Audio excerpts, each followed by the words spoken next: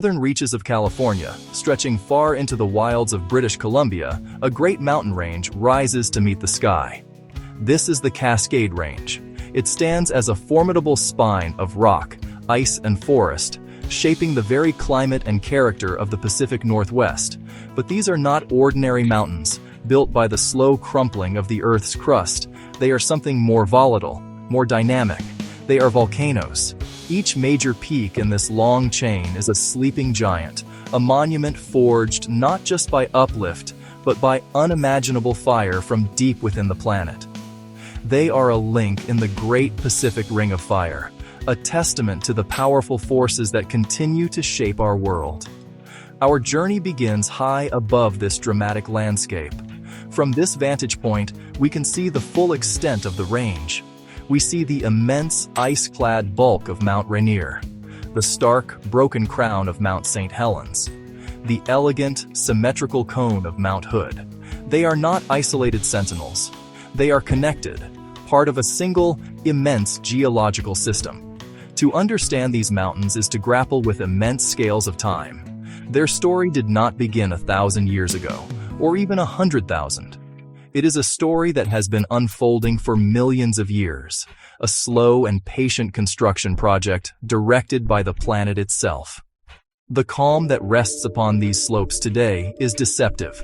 It masks a history of cataclysmic violence and a future that holds the same potential. These forests, these glaciers, these serene alpine meadows all exist on the flanks of some of the most active volcanoes in North America. Their quiet beauty is owed entirely to their fiery past. In this exploration, we will travel the length of this volcanic arc. Our goal is to answer a fundamental question. How did these mountains come to be? We will witness the story of their eruptions, from the deep past to the dramatic events of our own time. We will explore Mount Baker, Mount Rainier, Mount St. Helens, Mount Hood, and Mount Shasta, uncovering the unique character of each fiery peak. Our story is one of two worlds colliding. Deep beneath the Pacific Ocean, the Juan de Fuca plate is moving.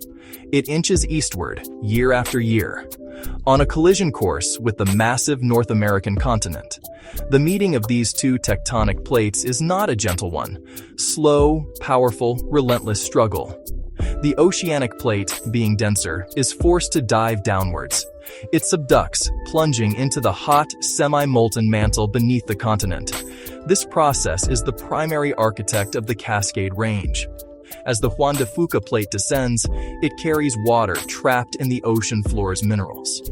The incredible heat and pressure at these depths bake the water out. This water rises into the overlying mantle. Its effect is profound. It lowers the melting point of the hot rock. The hot rock turns into magma. Great blobs of molten rock, lighter than the surrounding solid rock, begin a slow ascent. This is the very lifeblood of the volcanoes. It is a process that has been repeating for over 30 million years. This journey will be a volcano-by-volcano exploration. We will begin in the north with Mount Baker. Mount Baker, heavily glaciated, its summit steaming with volcanic gases. We will then journey south to Mount Rainier. Mount Rainier, towering, a constant and hazardous presence over a major metropolitan area. And Mount St. Helens, forever changed by its catastrophic 1980 eruption. Each volcano has its own personality, its own history of eruption, and its own specific set of risks. They are siblings, but they are not twins. Our visual approach will be immersive. We will use slow, cinematic flyovers to appreciate scale. Our camera will pass closely along jagged ridgelines carved by glaciers. We will follow the deep river valleys that were once channels for devastating mudflows. We will examine lush forests that have reclaimed slopes buried by ash, and the stark new landscapes forged by recent eruptions. Through this journey, we will witness the geologic mystery and the human consequences of living in their shadow. The story of the Cascades is not just in the past, it is a living narrative. To understand the Cascades, we must look deep beneath the surface of the Earth. Here, an immense drama unfolds in slow motion. A vast section of the planet's crust, the Juan de Fuca plate, is moving. It acts like a giant, slow-moving conveyor belt. Every year, it creeps a few centimeters to the east. Its destination is the edge of the North American continent. This movement is relentless. As this oceanic plate meets the thick continental crust of North America, a struggle for dominance begins. The oceanic plate is thinner but denser. It is forced to dive downwards. This process is called subduction. The Juan de Fuca plate bends and plunges into the Earth's mantle, a hidden world of unimaginable heat and pressure. It is like a great slab of stone being fed into a furnace. This subduction zone is the engine room of the Cascade volcanoes. It is the fundamental reason they exist. Imagine this conveyor belt. The ocean floor is not clean. It is saturated with seawater. This water is carried down into the furnace of the mantle. The heat here is so intense, the pressure here is so intense, that the water is squeezed out of the rock, like wringing a sponge. This liberated water is superheated, and it begins to rise. This addition of water is the critical ingredient. It dramatically lowers the melting temperature of the surrounding rock. The hot, solid mantle, once touched by this water, begins to melt. Great teardrop-shaped bodies of molten rock or magma are formed. This is the birth of the substance that will fuel the volcanoes. A potent, fiery liquid, ready to begin its long journey upward toward the world of light and air. The creation of magma is just the beginning. Newly formed blobs of molten rock are buoyant.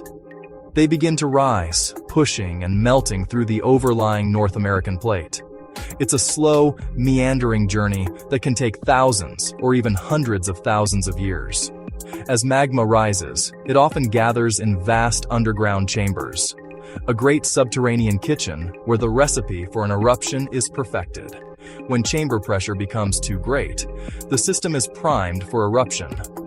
Magma is forced upward through the final stretch. Near the surface, decreasing pressure lets dissolved gases come bubbling out, much like opening a shaken bottle of soda. That can dramatically increase eruption pressure and power. This entire system is what geologists call a volcanic arc. The Cascade volcanoes are a classic example. Not all magma is the same. The type of magma that feeds a volcano has a profound effect on how that volcano will erupt. When it first melts from the mantle, it is known as basalt. If erupted directly, it would make gentle, flowing rivers of lava, like eruptions in Hawaii. However, in the Cascades, the magma has a long, complicated path through thick continental crust. As basalt rises, it melts and mixes with crustal rock. It becomes enriched in silica, transforming first into andesite. It can then evolve into dacite. Increasing silica explains the violence of cascade eruptions. Silica acts as a thickening agent. It makes magma more viscous and sticky, like changing honey into thick peanut butter. This viscosity has another critical effect. It traps gases dissolved in the magma. In fluid basalt, gas bubbles escape easily, but in silica-rich dacite, gases stay trapped. Pressure builds and builds, like a pressure cooker with no release valve. The magma becomes highly pressurized and explosive. When it reaches the surface, trapped gases expand violently. The magma is blasted apart into billions of fragments of rock and glass. This produces volcanic ash. This is the recipe for a catastrophic eruption.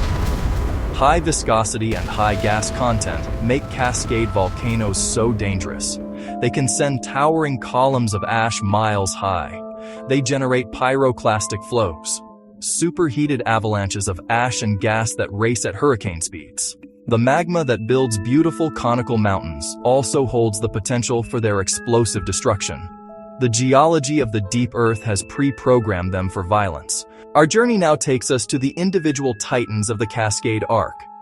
We begin with the most imposing of them all, Mount Rainier. It is not merely a mountain, it is a world unto itself. Dominating the skyline of western Washington, it rises to an elevation of over 14,400 feet. It is a colossal stratovolcano, draped in more glacial ice than all the other Cascade volcanoes combined. The summit itself is complex, with 2 overlapping craters. Even in its quiet state, Rainier is far from dormant. From the air, we can see steam plumes rising gently from its summit craters. A deep and active hydrothermal system slowly alters the rock of the volcano's core, turning hard lava into weak, clay-like material. This internal decay is a hidden danger. It is considered one of the most dangerous volcanoes in the world. Rainier is a sleeping giant. The question is not if it will stir again, but when. While a powerful explosive eruption from Mount Rainier would be catastrophic, many geologists believe the greatest threat comes from its ice and snow. This vast reservoir of ice creates the perfect conditions for a devastating phenomenon known as a lahar. A lahar is a type of volcanic mudflow, a fast-moving torrent of water, rock, ash, and debris that resembles a river of wet concrete. They are one of the most lethal of all volcanic hazards.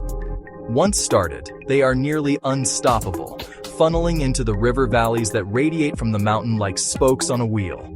They can travel at speeds of up to 50 miles per hour, sweeping away everything in their path: forests, bridges, roads, and entire buildings. The geologic record around Mount Rainier is filled with evidence of past lahars. The Osceola mudflow traveled more than 60 miles. Today, that same area is home to hundreds of thousands of people. Understanding this specific threat is critical for mitigating the risk of living in the shadow of this beautiful, but potentially deadly, giant.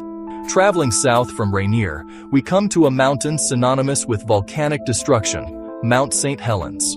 Before 1980, it was known as the Fujiyama of America, but beneath this serene beauty, pressure was building. In March 1980, a series of earthquakes signaled that magma was on the move. Soon, the entire north face of the volcano began to swell outwards. Then, on the morning of May 18, 1980, a magnitude 5.1 earthquake shook the peak. The entire bulging north face suddenly gave way.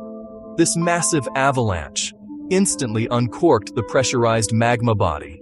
Instead, a superheated lateral blast erupted sideways, a ground-hugging pyroclastic surge that obliterated everything. In the wake of the lateral blast, a towering column of ash shot vertically into the sky. For 9 hours, the volcano poured ash into the atmosphere. The summit of the mountain was gone, replaced by a vast, horseshoe-shaped crater, leaving behind a stark and desolate landscape. The 1980 eruption of Mount St. Helens was a wake-up call. Just 35 miles east of the shattered cone of Mount St. Helens stands its enormous yet far less famous neighbor, Mount Adams. Adams is a behemoth. Its broad, asymmetrical shape speaks to a different kind of history. Instead of being a single central vent cone, Adams is a volcanic field. Its growth has been dominated by the eruption of andesite. This resulted in numerous thick lava flows that poured down its flanks, building a massive, shield-like base. Despite its long periods of quiet, Mount Adams is not extinct. It is considered a potentially active volcano, merely in a state of deep repose. The contrast between Adams and St. Helens illustrates the diversity of the Cascade Arc. They are sibling volcanoes, yet they have vastly different personalities. Together, they show that there is no single template for a Cascade volcano. Each peak has its own unique plumbing system, its own magmatic history, and its own distinct set of behaviors and associated hazards. Our journey continues south, crossing the Columbia River into Oregon. Here, another iconic peak pierces the sky, Mount Hood. Its recent eruptive history is defined by the growth and collapse of lava domes. Viscous, pasty dacite magma pushes toward the summit. It piles up into a steep-sided dome. These domes are inherently unstable. They can collapse, generating dangerous pyroclastic flows and ash clouds that sweep down the flanks. The last major eruptive period occurred just before Lewis and Clark, The heat melted snow and ice, triggering large lahars that surged down the Sandy River Valley and reached the Columbia River. The mountain's accessibility and beauty draw millions to its slopes each year, many unaware they are recreating on a volcano that has erupted more frequently in recent history than any other Cascade peak besides Mount St. Helens. We now travel north again, toward the Canadian border, to meet one of the most visually impressive peaks in the range, Mount Baker. The Sherman Crater is the site of this activity, steaming vigorously with volcanic gases, a clear sign of hot magma just below. In 1975, there was a dramatic increase in steam activity, raising fears of an imminent eruption or slope collapse. The activity eventually subsided, but it was a powerful reminder of the volcano's restless nature. Another unique hazard is a Jukkal-Laup, a glacial outburst flood. Sudden dam failure can release a catastrophic flood. The Great White Watcher of the North is a complex and dynamic system, a place where the forces of fire and ice are in a constant, delicate, and potentially dangerous balance. Our journey now takes us to the southern end of the Cascade Arc. Here stands a volcano of truly colossal proportions, Mount Shasta. It is not a simple cone, but a massive, complex mountain, composed of at least 4 overlapping volcanic cones. By volume, it is the largest stratovolcano in the Cascade Range. A major hazard is flank collapse. Large sections have collapsed in the past, producing debris avalanches that traveled tens of miles. The most recent eruption was about 200 years ago. A small glacier and seasonal snowpack mean eruptions can trigger destructive lahars that would funnel down river valleys toward towns like Mount Shasta City and McLeod. This is not a single pipe, but a vast, complex plumbing network, building one of the great volcanic monuments on Earth. The story of the Southern Cascades is not just about giant stratovolcanoes. The most famous caldera in the Cascades is, of course, Crater Lake. A caldera is formed not by building a mountain up, but by the mountain collapsing in on itself. The entire volcanic edifice then collapses into the void, creating a vast crater.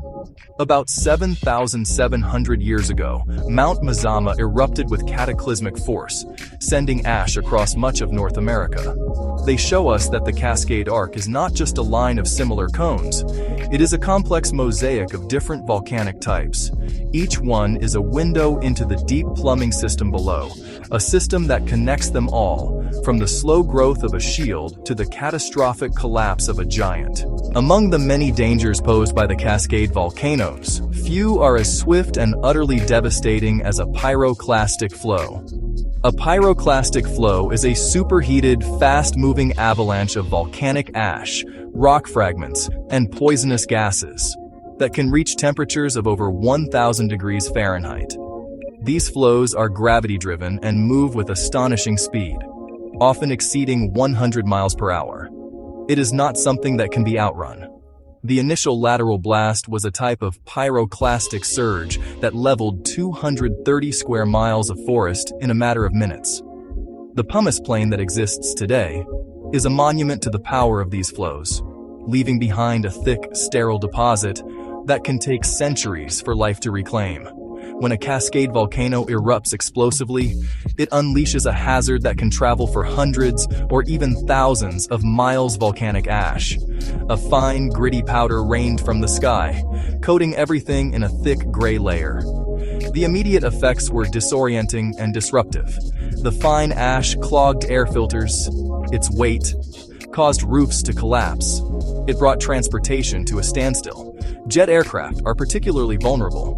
The silicate-based ash can melt in the extreme heat of the jet engines and can cause the engines to shut down completely.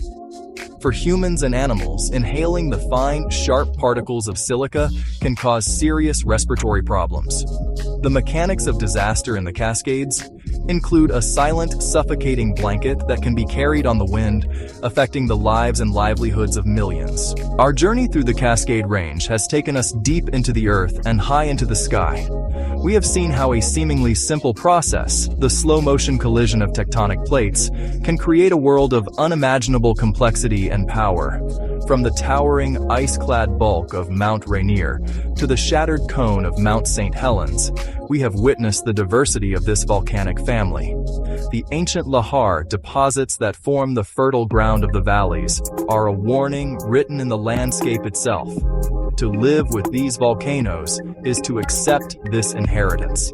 These are not static monuments of stone. They are living, breathing entities, operating on a geological clock that ticks in centuries and millennia. Magma is being generated in the mantle at this very moment. It is rising, collecting in chambers, building pressure. The 1980 eruption of Mount St. Helens was not an end, but the most recent dramatic punctuation mark. Another will inevitably be written. Humanity's response must be one of vigilant respect. Through science, we have developed tools to listen to the mountains. This monitoring gives us the precious gift of warning. It allows us to plan, prepare evacuation routes, and educate communities, turning knowledge into life-saving action. Ultimately, these mountains are not our enemy. They are part of our shared Earth story. They built the land we live on, shaped the rivers that give us water, created landscapes of profound and inspiring beauty. To live here is to be part of this story. Our responsibility: listen to their ancient language, respect their immense power, and learn how to coexist with these slow, powerful, magnificent mountains, forged by fire. If you enjoy this type of content, like, subscribe, comment, and share. If you would like to support the channel, check out our new membership perks on my main channel page. It's a good way to support the channel and help reach a larger audience with this content. Thanks for watching.